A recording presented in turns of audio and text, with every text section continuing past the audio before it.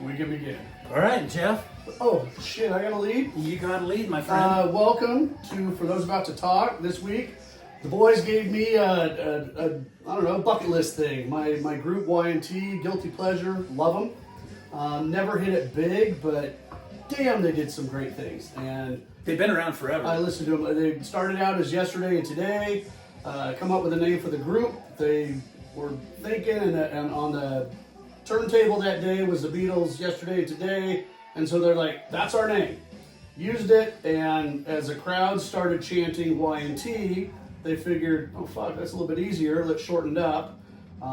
They've had, just a list. They started right around 70, 71, somewhere in there.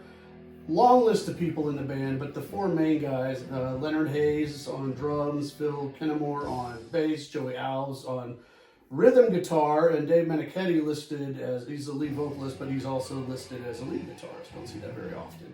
And that was in my time frame when I listened to him. I started listening to him about 84, 85, and listened to him all the way through the early 90s. And then they stopped doing new shit. Most of them passed away. Dave Meniketti, he has been battling prostate cancer. Got diagnosed a few years ago. I actually am such a Y&T nerd. I get email updates on his status. He's in full remission now, and those guys, he's like 72 years old, and he's still rocking down in the Bay Area, down in like Rockland and Sacramento, and hitting the clubs, and it'd probably be a dream for me to go down and check out. I've known you for a while now. I know you're passionate about a lot of things, but I don't think I've ever seen you this passionate about anything except maybe the Niners. But Y&T doesn't break my heart though. They're a fun group, and just doing a little bit more research on them. And sorry, I'm hogging all the time, but this is your show, Jeff. Doing some research, I looked up like Ozzy and Whitesnake had asked Dave Meniketti to be in the group.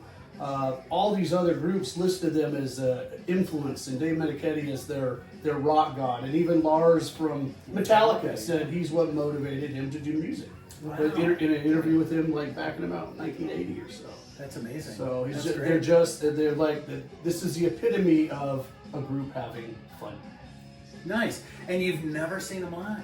I have not. Unfortunately, I have not. They actually years ago came to Grants Pass, Oregon. I had no idea, and I found out about it the day after the fucking show. That's heartbreaking. It was heartbreaking.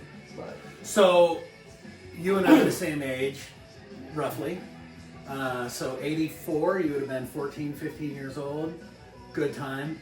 All of their songs are about chasing tail and having a good time, and which is what being a 15-year-old is all about. So I get it. I imagine it was the soundtrack to your youth, which for me is what the bands I'm most passionate about are the ones that I was listening to around that time.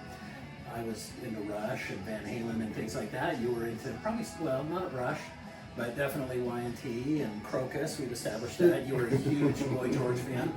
I get it. George Michael, Wham, at the time. Huge. You gotta hate you so much. I get it though, those things, how about you? Is this, had you been exposed to them before? No, this is my first time going through it, and I can get into this. The first thing I noticed right off the bat was I like the drums. I can hear they're leading with lot. them a couple songs like Open Fire and Straight Through the Heart. And a lot of the fills, I've noticed a Bonham influence. He does the foot rolls, and it's pretty good. The guitar playing is phenomenal, and I like the tone of the singer's voice. It's pretty hefty and solid. Mm-hmm. I was into it. I think for me, my first exposure to it was probably on MTV videos, because they didn't get a whole lot of radio play. Nope.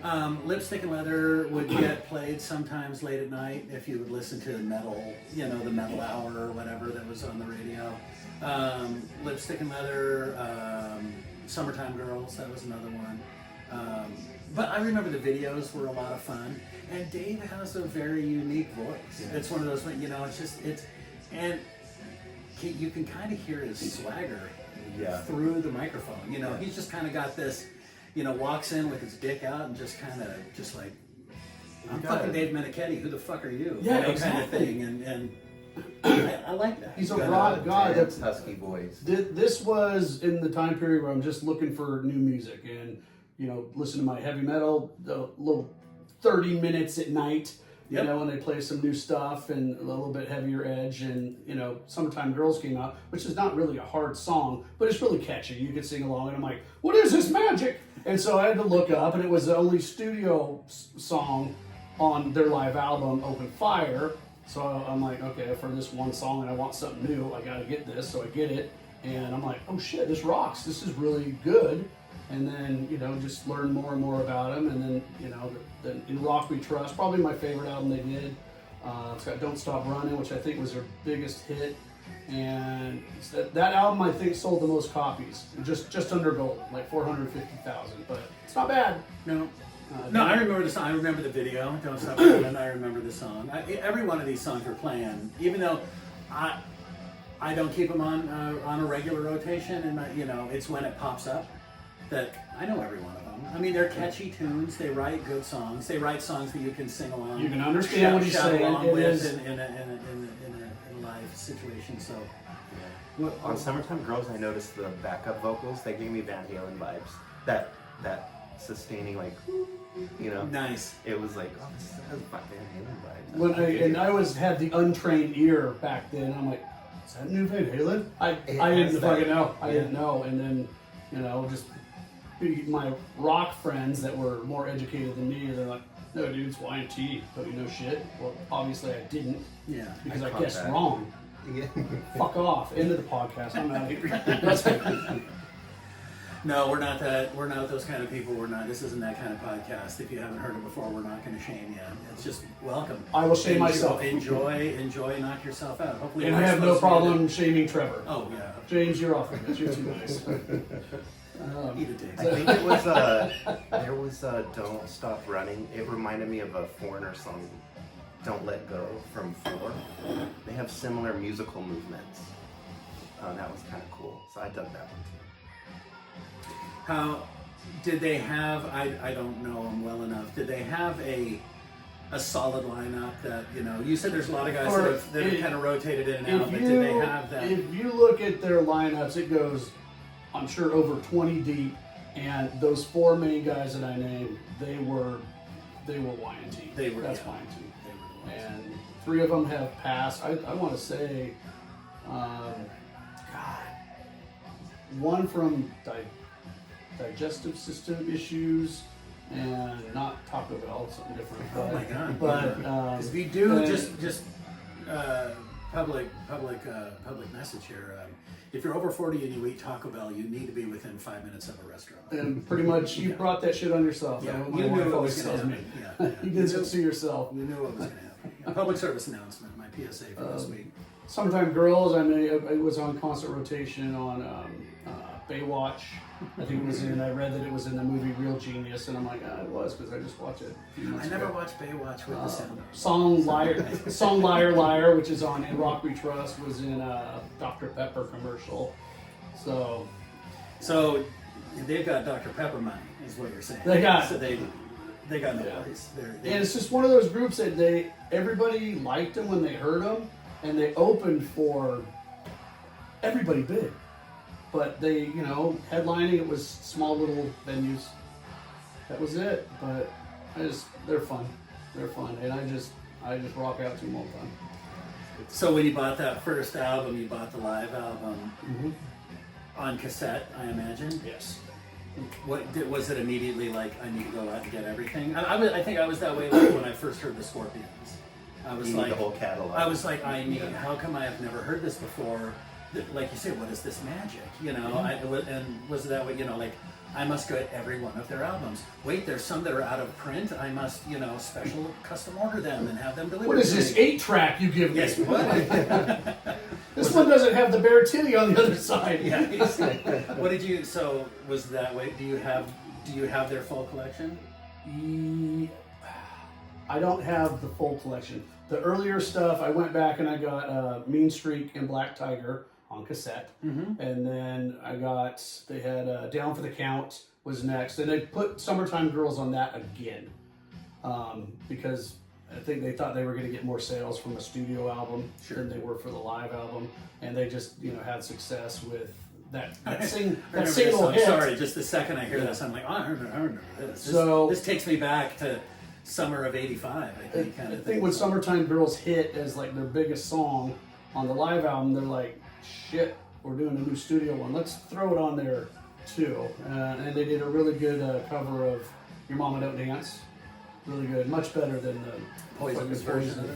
Oh my god, cotton candy. No, my cat could walk across the piano and make better music than Poison. So are we shaming? No, not at all. Not at all. And my cat is great. Like he's a really. I love my cat. I love my cat. But yeah. And then they came out with "Contagious" that had some good songs on it, and then the album after that. I can't remember that. Did they have? I think they had robots and snakes as themes on all of their albums. Yes, they did. On "In Rock We Trust," it's kind of some Viking guy with a warrior with a metal guitar in his hand, and "Mean Streak," Black Tiger, of course, Tiger.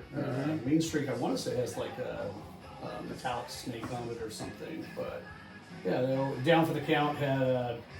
I think Dracula and a robot chick he was getting ready to buy dinner. I remember that one. I remember their album covers. I remember listening to the songs that were on the radio or that you would hear in a friend's car driving around. Yeah. I think it was just, for me, funds were limited. And so, nowadays with Spotify and iTunes, you can listen to anything you want, anytime you want. Multiple versions of it, studio outtakes, live versions, everything. But back then, with a limited budget, I had to be very picky, and they just, I would usually start at the A's, and by the time I got to, AC/DC, I own all of these, I own the Beatles, I own all of those, and you get to D, and by then I'd run out of money, and I'd never made it to the Y's. Like, I ran out at R, I got Rat, Quiet Riot, Your Flock, Y&T, not getting any of you guys. Sorry, or I'd hit Van Halen, and they'd get the last of my money, and that would be it. I always considered Y&T to be that the two ultimate party bands were like Van Halen and Y&T. That didn't try to go for the shock value. They just rocked the crowd. Yeah. And so, yeah. I heard a funny story the other day. It was Bill Hader talking about. There's a story about when Henry Rollins met David Lee Roth, and Henry Rollins is very straight-laced. Doesn't do drugs, alcohol, anything like that, and he meets David Lee Roth, and surprisingly, Henry Rollins is actually a big Van Halen fan, and he met David Lee Roth, and he was just like, I'm a really big fan, and David Lee Roth's, hey, he's being David Lee Roth, and he had this huge bodyguard standing next to him, and are you coming to the show tomorrow? And he's like, yeah, I'm looking forward to seeing you guys play, and he's like, you want a beer, man? And as he says it, his bodyguard opens up his jacket, and it's lined with beers, and he's like, no, man. I'm good. And David Lee Roth goes, what, man, you got school tomorrow? That's the kind of band that Y&T is. Yes. What's the matter, man? You got school tomorrow? Yes. Fucking party, man. And some groups, to me, don't sound... There's been live albums where I'm like, and it's distorted and whatever, and Y&T, they sound great. Live stuff is good. It's really good. So... Yeah, that's the stuff that stuck out to me on that, was the live stuff. You won't hear any synthesizers really. Right. Yeah, the guitar playing is killer. Yeah, it is. The leads are like smooth and fluid. I didn't look. Did you look into it? What is he playing? I didn't look. I'm going to now. I just was listening to it.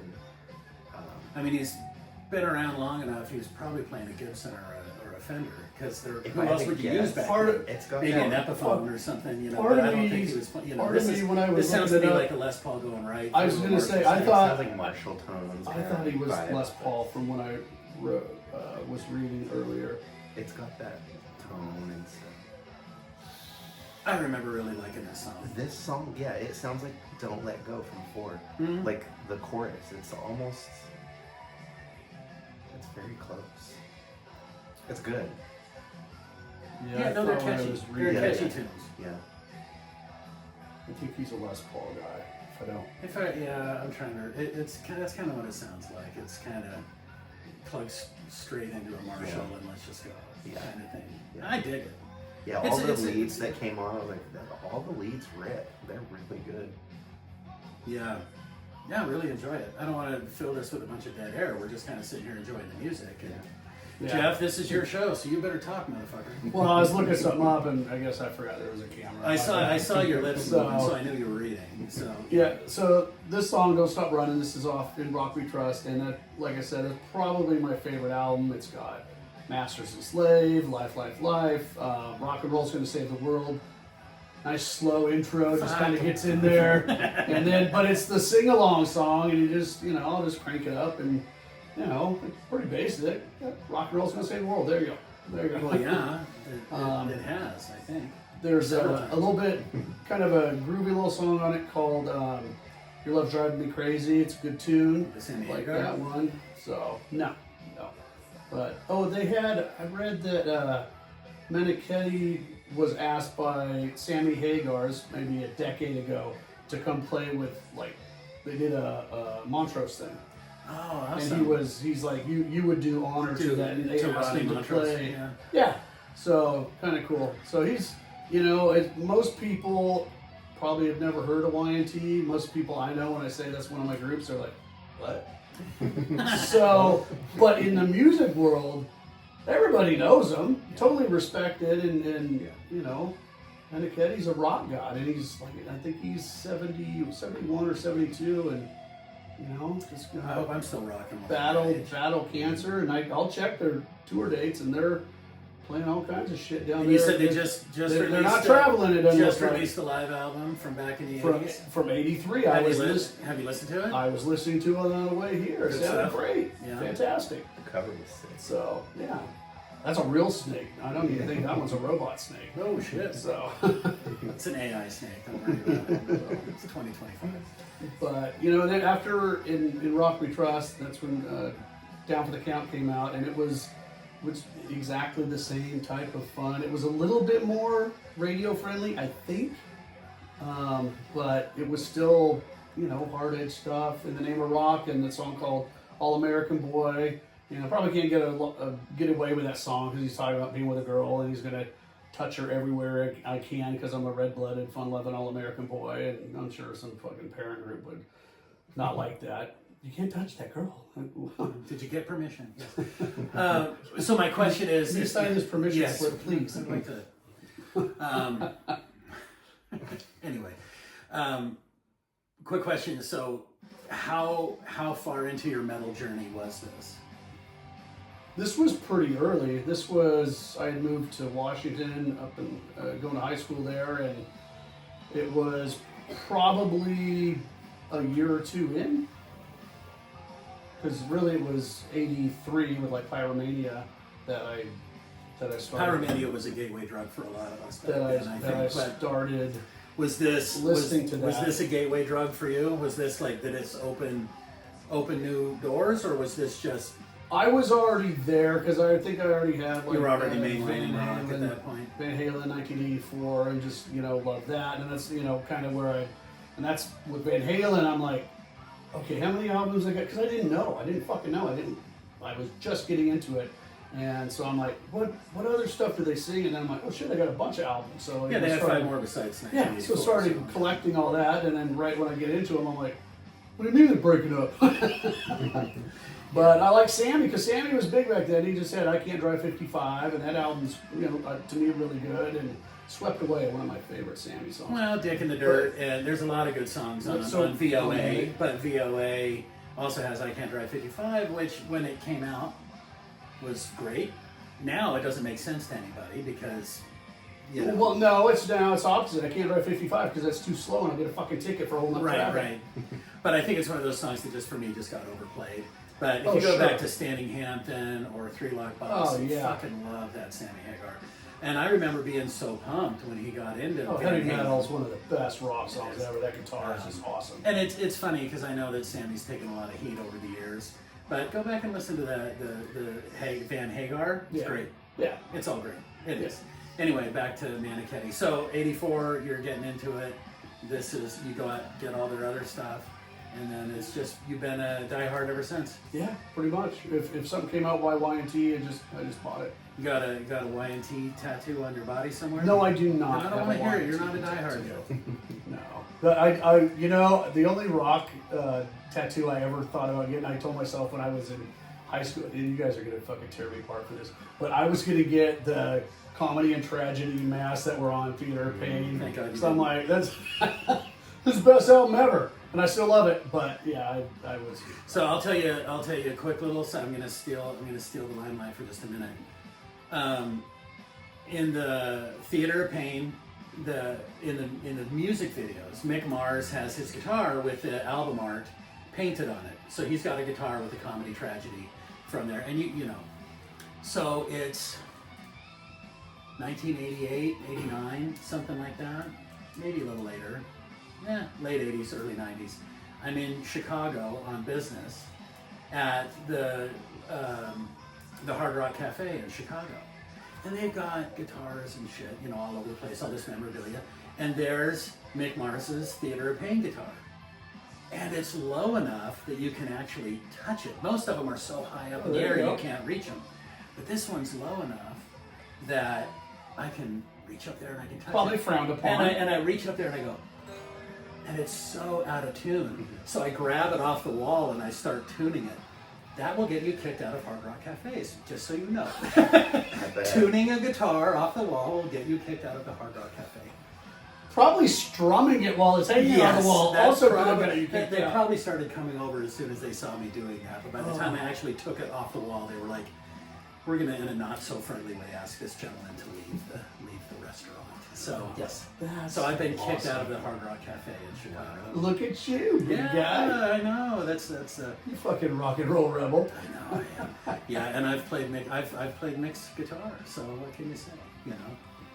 Anyway, that was just my little sideline story. Fantastic. Yeah.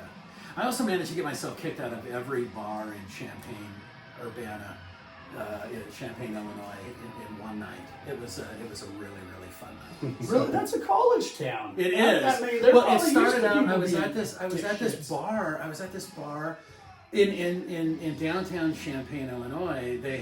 It's an old town, and they have all these businesses. It's like a Main Street. Main Street has all these little drugstore and a Five and Dime and a shoe repair or whatever, cobbler and all this stuff. But upstairs, they all have an upstairs, and there's bars upstairs on top of all of these buildings. It's called Green Street, is the main street. Gotcha. So I'm there with my buddies, and we're hanging out, and there's this band playing, and they're amazing. It's a three-piece, and the guitar player, he looked just like the lead singer guitar player, Fred Curry, I think his name is Fred Curry, from Cinderella. And I was just like, fuck, this is freaky. But I'm watching him play, and he's just tearing it up. Or Tom Kiefer, that's his name, Tom Kiefer. And he's just fucking blowing me away. And I'm drinking beers, having a good time, watching with my buddies, and then they take a break, and he comes out, and I'm talking to him, and I'm like, dude, you're fucking incredible. This is amazing. Oh, thank you so much. It's nice. We're having some beers. And I'm sitting there talking to him, and this guy walks by and bumps me and knocks my beer out of my hand. And I turned around, and I informed him that it would be easier to walk if he removed his head from his rectum. And then told him that I thought he fornicated with his mother. And he turned around and took a swing at me. And, but it was a kind of half-assed, kind of swing, and told me to go fornicate myself. At which point, I told him that he could eat some feces. And then a bouncer came and threw me out, so I don't know what that was all about.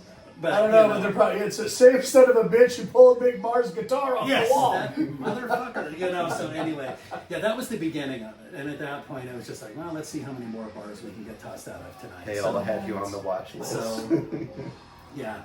To be 19 and drunk, Yeah. Good fun. Every bad decision I made starts with okay, so we're out drinking. Yes.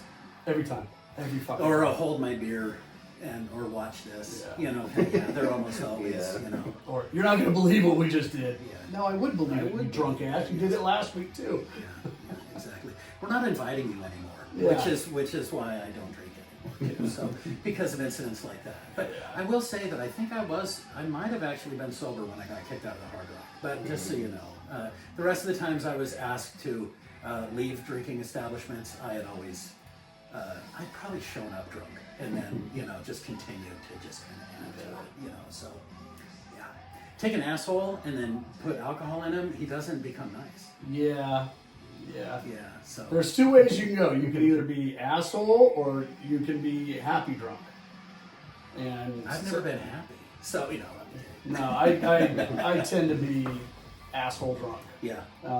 But I think I'm funny. I think you're funny as fuck, don't you? Yeah. My best. Why is everybody upset? I don't understand. So now, if we go out, I will have a couple drinks and I'll just let my wife. I'm like, you drink all you want. Really, babe? Yep. I'm like, 'cause I don't want you pissed at me later. So I See, as we get older, we either become our better selves or our worse selves. It sounds like you become your better self. So good for you. It's a work in progress. Well, it always is. Yes. Every day is a work in progress. So takeaways from this rock extravaganza we called yesterday. Idea. Yeah. I got a tattoo idea for you. So left butt cheek, a big Y. And right above the crack, and a T on the right cheek. Okay. So, I don't know. Okay. I'm not going to do it. I was a little scared where the and was going to be. Yeah, I was thinking we could incorporate the. It could actually incorporate both cheeks. I don't know. Better and above than a bullseye in. So that's all. Well, just put a pin in that one, okay? You never know. There might be. I know if the next time we get him drunk. Yeah. Yeah, there we go. Mm. You can order a tattoo gun on Amazon for like $29. I think. Prison style. Let's do it. So, for those listening at home, if any of you have made it this far, all 6 of you, We might have 7 tonight. Where would you recommend they start? You said the live albums were great. I like the live stuff too. You said the live album was your. I would say if they're going to grab 3 albums, You're going to commit all the way. You're all in. Yeah. Okay. For me, I would start with the live album. That's where I started. If Which Fucking Rocks was? Your Face, Open Fire. Open Fire. That's what it's called. Open Fire. First suggestion. And then the next one I would get would probably be In Rock We Trust or Mean Streak. That's what I would get. That's what I would do. So, but this is the last couple songs have been off live album. They're great. 25 hours a day. You get to listen. And to one of the songs this one is from. I think he starts out by saying this is a little something from yesterday and today. So Oh wow, this is their first album. Yeah, so this was early, and then Yeah. another one, Just Go for the Throat, was a new one, and it just, you like that because it just right there, and he's like, here we go, and then boom, right into it. So you can only listen to 3 Y&T songs for the rest of your life. What are they? Probably Rock and Roll's Gonna Save the World. Deep Cut. Rescue Me, and probably Straight Through the Heart. I love that fucking song. I love it. That one's off Mean Streak. You don't need to apologize for that. Mean Streak is the popular song off that, but Straight Through the Heart, I don't know. It just rocks for me. I just love it. Jim, takeaways? My favorites were, I liked In the Name of Rock, Summertime Girls, obviously. Rescue Me was cool. Slow intro. Don't Stop Running, yeah, slow intro. But yeah, and I really did dig the live stuff from '85. That was really good. What was cool with Squirrel, but the live album that just dropped today from 1983, it had Straight Through the Heart on it, and I hadn't heard that live, and it was, I was listening on the way here, and they sounded great. I apologize that I wasn't able to give this the attention that it was due this week. It's been a pretty hectic week for me, but I mean, I figured I knew enough of their songs, and I do. I know every single song that you're playing. Not as passionately as you do, but I do. But what I really like to do is I like to go back and see when these albums came out, because this is of the era where you were doing an album a year at least. Yeah. And so a lot of these songs, they workshop these things on the road. They would literally out there, playing for an audience. Hey, this is one that we just came up with. We hope you like it, kind of thing. And maybe that's what the live album, that just came out. They were like, hey, this is one that we're still kind of figuring out. Yeah, and it sounds great. What kind of sucks about the group is they never felt like their record studio was behind them. Just reading up on stuff, they're like, their best video never even got released. They're like the best video we think we ever did. I think it's called like "Don't Be Afraid of the Dark." It's a slower song, whatever. It never got released. Our albums, they might have one single, and then they wouldn't release any more singles. And he's all, I feel like we're fighting against him.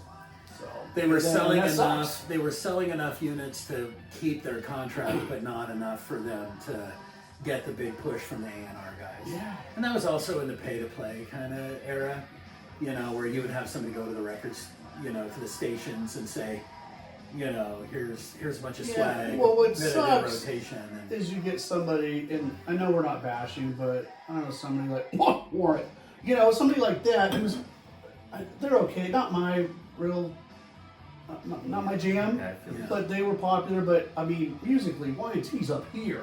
Their songs are just, It's who the label decides they want to push. you know, and I know it's all about image. time. I get it, but Yeah. you know, you can push just a basic looking Well- dude band like Tesla, yeah. and why can't you push Y&T? Well, I always thought Y&T had a look. I mean, they were pretty boys as far as I was concerned. You know, they had the long hair and poofed up, and the Yeah, Dave had good-looking the- guys, and The you know, the- and so the I was like, bush on his okay, head. they were. What I thought was funny was that they were kind of made for MTV, but they were never featured in any of their videos, or they weren't featured that much. You know, instead they got a robot running around crushing buildings. It's like, what does this have to fucking do with anything? You know. I can see it. Management. It could You be know. management too. There could have been a decision by who the fuck knows. But, you know, they probably didn't get the due that they deserve. They're probably not making it into the Rock and Roll Hall of Fame any day. But a lot of people who make it into the Rock and Roll Hall of Fame count these guys as an influence, for sure. So they were a gateway for a lot of people. And they've been around since the dawn of time. Honestly, 71? Seriously. 70s, yeah. I mean, who the fuck? Who the fuck is around from 1971 still? Scorpions? Aerosmith. No, that Rolling- was 73, wasn't it? Well, right. Rolling in the ballpark, Stones, you Rolling know, I mean, there Stone. aren't that, Right. right?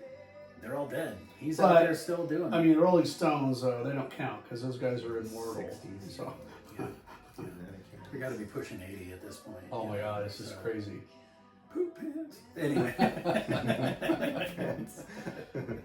Oh. Yeah. Well, good times, man. So yeah, anybody? I mean, I feel privileged. It's this little small group. On occasion, I meet somebody that's a Y&T fan, and it's just like, cool, you get it, you get it. So it's kind of that relationship. Have you ever met that Y&T fan where you're like, too far, buddy, too far, So, little too far? yeah, he bends over. He has Y tattooed on one cheek, and right in the middle, and T on the other one. See, there you go. See? That's the extreme. We're still dating. Jeff, there's still He's your side Oh. piece. all right. Well, That's it. all right. Thank you for Good. letting me do this. My pleasure. I'm happy. I promise not to talk again for the next 4 or 5 podcasts. We're good. Wow. Good You thing. know that's not going to happen. I know that's not gonna Shut up. Please don't. All right, everybody. Thank you so much Awesome. for joining Thank in. you. Appreciate Jeff, thank you for sharing. Jim? Thanks, guys. Yeah. Roll it.